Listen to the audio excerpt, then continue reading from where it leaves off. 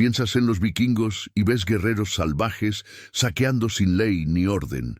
Pero, ¿y si te dijera que tenían uno de los sistemas de justicia más brutales y sofisticados de la historia?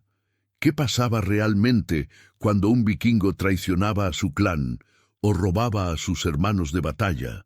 La verdad que está a punto de descubrir cambiará para siempre tu percepción de estos guerreros del norte. En las tierras heladas de Escandinavia nació algo que los vikingos llamaban Thing, el tribunal ancestral que decidía el destino de los traidores. Este no era simplemente un sistema de justicia, era el corazón pulsante de la sociedad nórdica, donde el honor valía más que la vida misma. Los vikingos entendían algo que muchas civilizaciones ignoraban. Sin justicia implacable, un clan guerrero se desmorona desde adentro. Cada robo, cada traición, cada mentira era una grieta en el escudo que protegía a toda la comunidad. Por eso crearon leyes que no solo castigaban, sino que aterrorizaban. El Thing se reunía bajo el cielo abierto, rodeado de piedras sagradas, donde los ancestros susurraban sus veredictos. Aquí, los jarls y hombres libres se convertían en jueces despiadados, porque sabían que la supervivencia de todos dependía de la obediencia absoluta de cada individuo. No había abogados, no había apelaciones. Solo existía la verdad desnuda y el castigo que seguía como la sombra sigue al cuerpo. Los vikingos habían aprendido que la compasión mal entendida era el camino más rápido hacia la extinción en un mundo donde solo los fuertes sobrevivían. La ley nórdica no buscaba rehabilitar, buscaba ejemplificar. Cada castigo era una lección grabada en sangre y dolor para que las futuras generaciones recordaran el precio de traicionar la confianza sagrada del clan guerrero. Cuando un vikingo robaba a su hermano de batalla, el castigo comenzaba con algo que llamaban útlaga, el destierro que era peor que la muerte. El condenado era despojado de su nombre, su familia y su derecho a existir. Se convertía en un fantasma viviente que vagaba por tierras hostiles. Pero para los traidores, el destino era infinitamente más cruel. Los amarraban desnudos sobre hormigueros gigantes, mientras las criaturas devoraban lentamente su carne. El grito del traidor resonaba por días en los bosques, sirviendo como advertencia para cualquiera que considerara quebrar la sagrada confianza del clan. Los ladrones enfrentaban el Blodörn, el águila de sangre. Los verdugos abrían la espalda del condenado, quebraban sus costillas y extendían los pulmones como alas ensangrentadas. El ritual duraba horas, y el criminal debía mantener silencio para morir con algo de honor. Un solo gemido y la tortura se prolongaba días enteros. Para los crímenes menores existía la marca de fuego. Hierros candentes grababan símbolos de deshonra en la frente del culpable, condenándolo a una vida de desprecio y aislamiento. Estas marcas ardientes no solo destruían la carne, destrozaban el alma y la identidad de quien las portaba. El método más temido era el bane, el sacrificio ritual donde el traidor era colgado del árbol del mundo mientras cuervos devoraban sus ojos. Los vikingos creían que así el alma del criminal serviría eternamente a Odín, pagando su deuda en el más allá con sufrimiento infinito. Pero detrás de esta justicia despiadada se escondía algo que rompe el corazón. Los verdugos vikingos eran a menudo hermanos, padres o mejores amigos del condenado.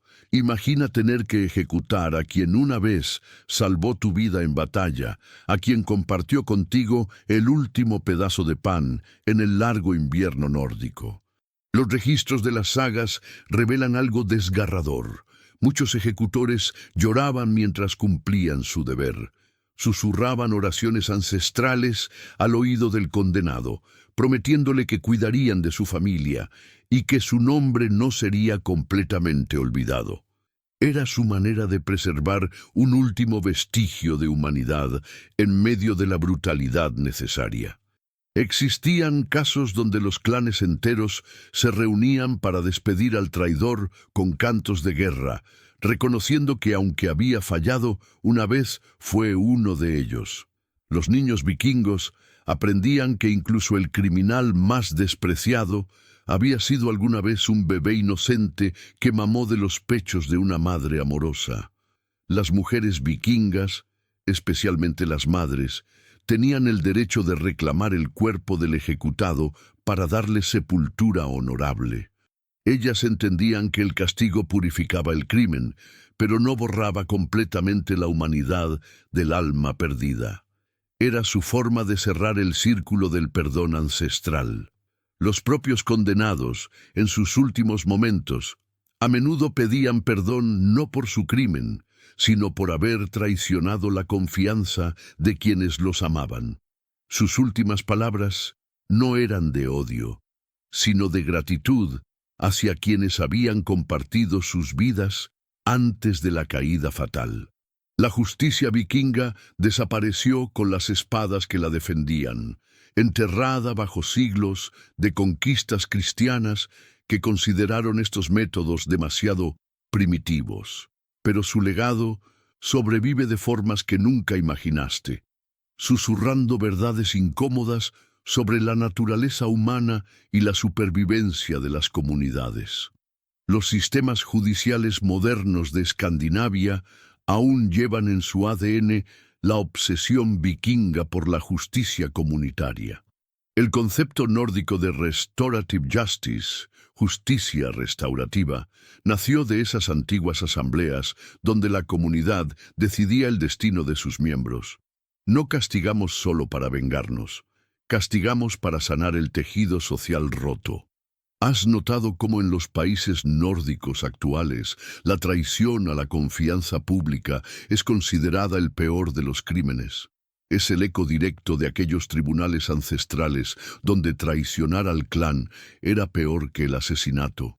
Los vikingos entendieron algo que aún luchamos por comprender, que la confianza es el cemento invisible que mantiene unida toda civilización. Incluso nuestras modernas nociones de justicia poética y que el castigo se ajuste al crimen, nacieron en esos círculos de piedra donde los guerreros del norte decidían quién merecía vivir. La idea de que la justicia debe ser visible, ejemplar y definitiva sigue corriendo por nuestras venas legales como sangre vikinga ancestral. Entonces, la próxima vez que veas un juicio moderno, recuerda, estás presenciando la evolución de rituales que una vez se realizaron bajo auroras boreales, donde hombres barbudos decidían el destino de traidores con la sabiduría brutal de quienes sabían que su supervivencia dependía de la lealtad absoluta. ¿Crees que nuestra justicia moderna es más sabia o simplemente más cobarde? Déjamelo saber en los comentarios.